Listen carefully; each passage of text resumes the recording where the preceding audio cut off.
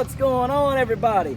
So today we're out here in the patch, well, out here in the bed, the Birdie's raised bed from Epic Gardening, and we're at our giant tomato patch. So we're going to talk about this, going to show you guys what we're looking for, how we get them, what we do to them, everything you need to know about growing a giant tomato. So stay tuned, you don't want to miss this.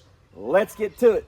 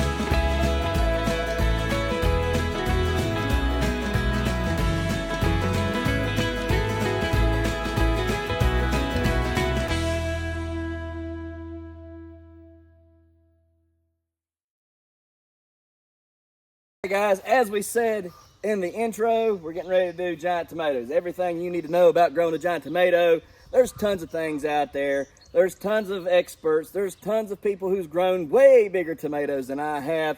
But I can tell you right now, I have had tons of success doing exactly what I've done. May not always grew the biggest tomato that's ever been grown, all right, but I've grew some really big ones. Have I grew a state record yet? No, I have not. But I've still grown big tomatoes, and this can apply to every tomato variety on planet Earth. The very things that I'm going to tell you today to help you become a better giant tomato grower, but also a better garden tomato grower, okay? So we're going to talk about all the things that I do, what I don't do, what I do, and a little bit of the do that I put in here, all right? So anyhow, let's talk about the things that we do. First off, we're going to start with the Birdie's raised bed from Epic Gardening. Shout out, plug to them, whatever you want to call it. But I can tell you now, I have had more success growing giant tomatoes and tomatoes in a raised bed now than I ever did in ground. Yeah, that's going to sound kind of weird. You guys are going to be like, what? And I'm going to tell you, yes, absolutely, positively, 100%.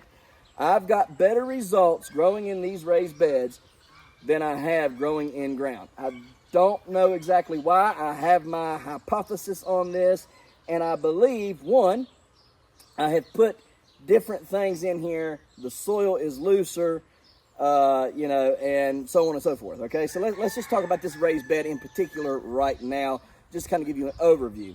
So we started this raised bed, if you go back several months ago, we started this raised bed by putting about 3/4 goat manure in here, okay? Goat manure and goat bedding. We cleaned out the goat stalls.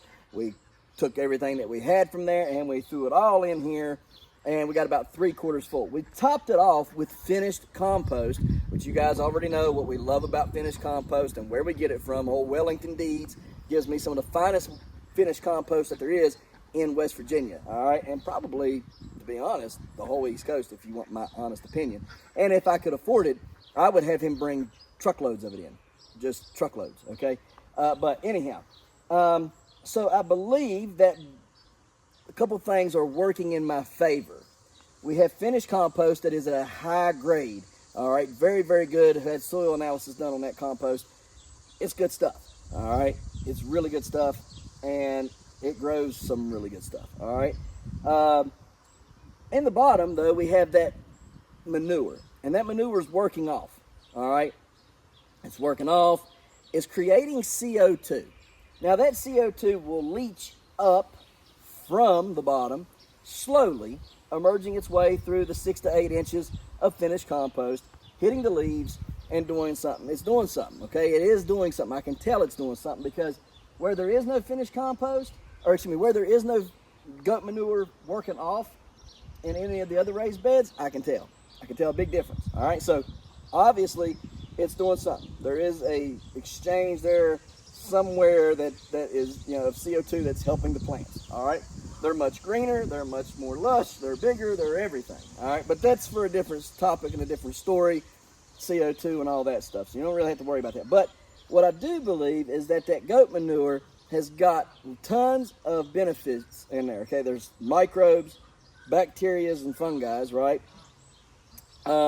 There's lots of micronutrients in it, and there's macro. Okay, so you got your NPKs, and you got all, you know, your boron, your zinc, your manganese, magnesium, copper, nickel, you know, molybdenum, and all those other things, right? That I believe are in there in a high enough concentrated amount that these plants are doing wonderful. Now, the only other thing that we're doing with these plants is we're feeding them compost tea, and within that compost tea, we have AgroThrive, Prevegenics, and Extreme Gardening products, okay? So, you know, Extreme Gardening products being Azos, Mycos, and Versity, and Compost Tea Brew Kit. The Prevegenics products are liquid compost, boron, zinc, manganese, all those, you know, micros. Humic and fulvic acid and pure L-amino acids is what we're feeding it.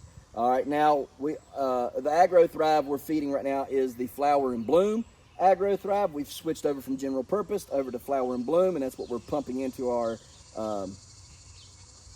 compost tea. So we're feeding that. All right. The only other thing that we have in there is Wakefield Biochar. The biochar products are in there. We mix 2 bags into this raised bed, and that is making a difference. Okay, I can tell it's making a difference. You can see where I don't have biochar, a little bit of difference in the way things are growing. Now, this biochar specifically, though, is the one that was inoculated with mycorrhiza and stuff. Not that we ain't already pumping mycorrhiza in here, but it was an inoculated, you know, biochar, so that's working for our favor as well. Now, I've had some of the biggest, and I do mean the biggest, mega blooms I've ever had on these plants. All right, now I've had, if you guys have watched when I started 2021, 2022, and 2023, so last year made my 3rd year YouTubing, but my 2nd year or 3rd season growing, but only been on for 2 years technically. This is my 3rd year, but my 4th season on YouTube. And if you check those videos out, you're going to see mega blooms on there that were just absolutely just big. Blow your mind big. And these this year are even bigger. And I do mean big. They're massive mega blooms. And I'm just in awe of them. Not only do I have huge mega blooms, I've got huge singles and double blooms, okay? I've got tons of blooms, okay? So not only getting mega blooms, but we're getting bigger mega blooms, we're getting bigger single blooms, we're getting bigger double blooms, and we're getting more of them, okay? So that's some of what we're getting. The plants on average are just totally awesome. They're doing great.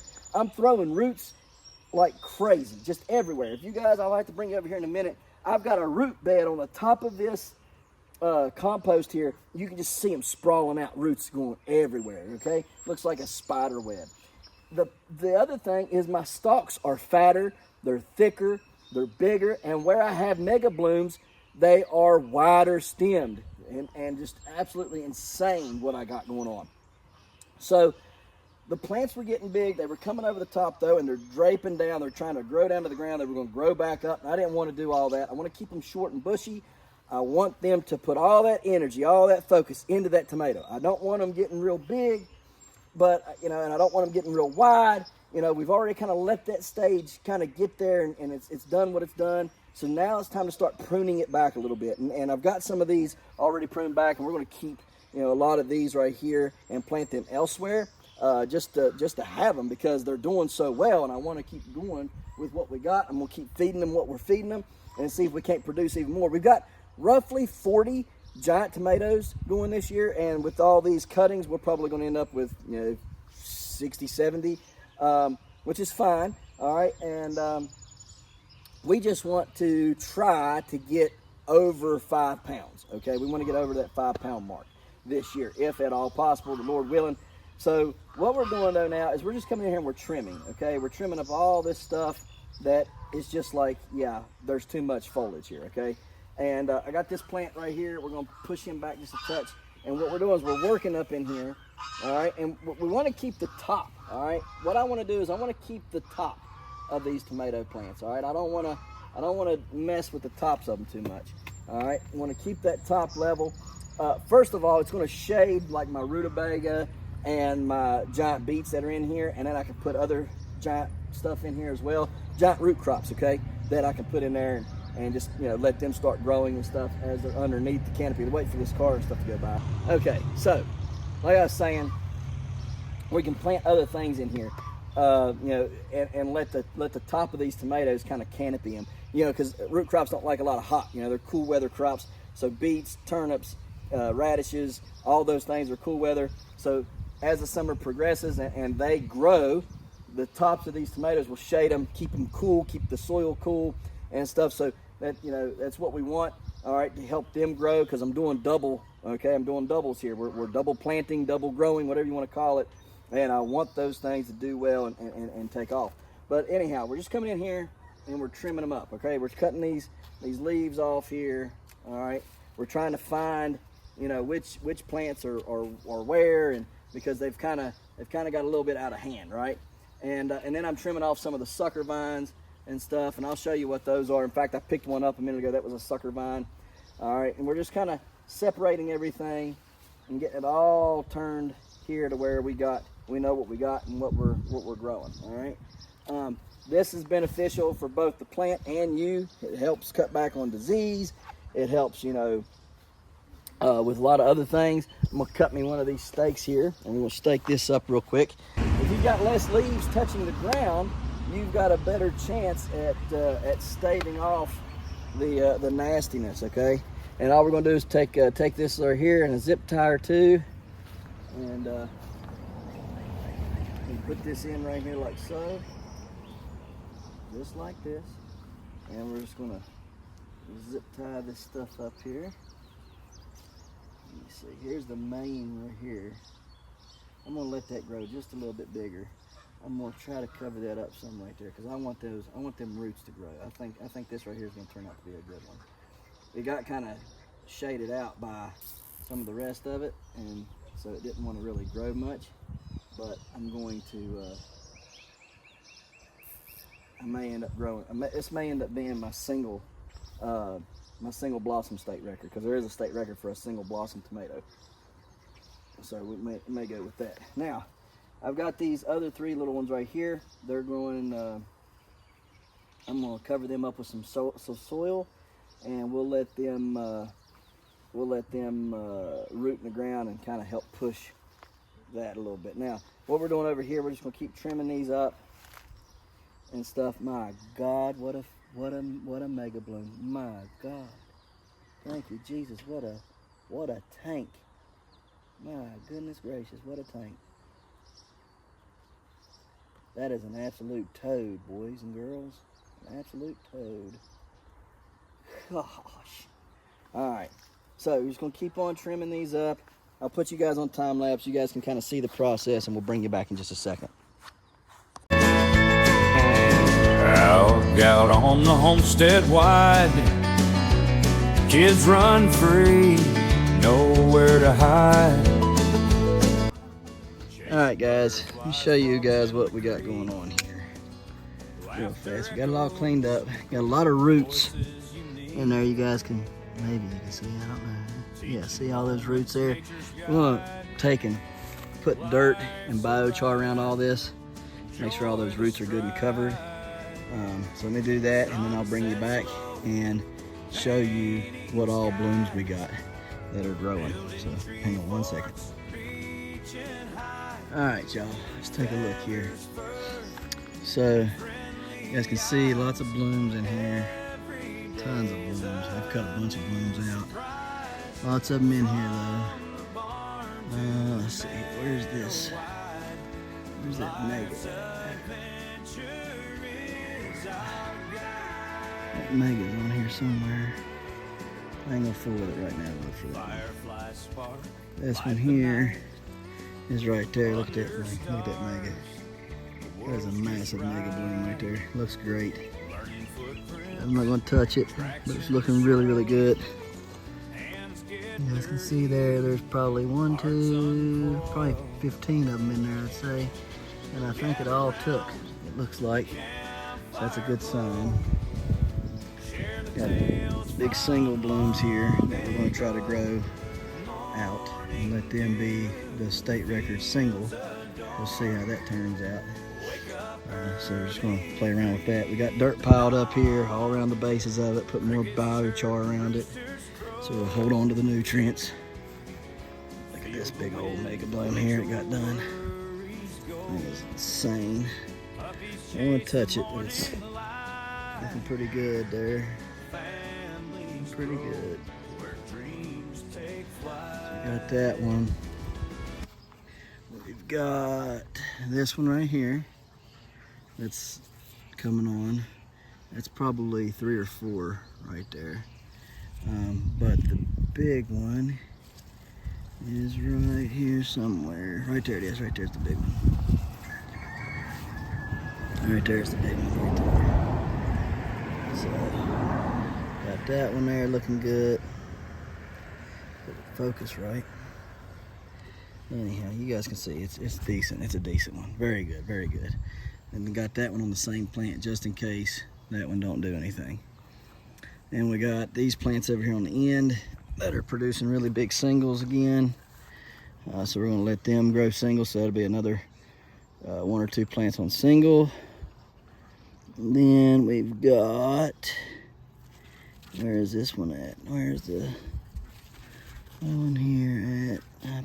Purposefully, here it is right here. And there's our other big mega right there. Focus, focus, focus.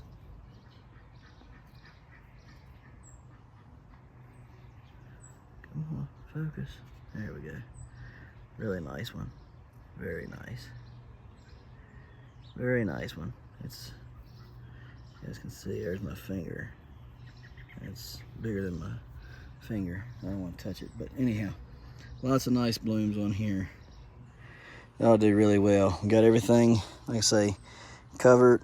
Everything can start to root in more, so that'll be all good. You guys can see, look at all this root mass right there.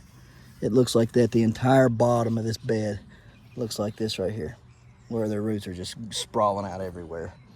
So good stuff, good sign. Like I say, y'all make sure that you keep them tucked, keep them trimmed back some. You ain't got to do extreme pruning, but you do want to do some pruning. Probably don't wait as long as I did to do it though, but you know, it is what it is. I'm going to show y'all too. Here's a sucker.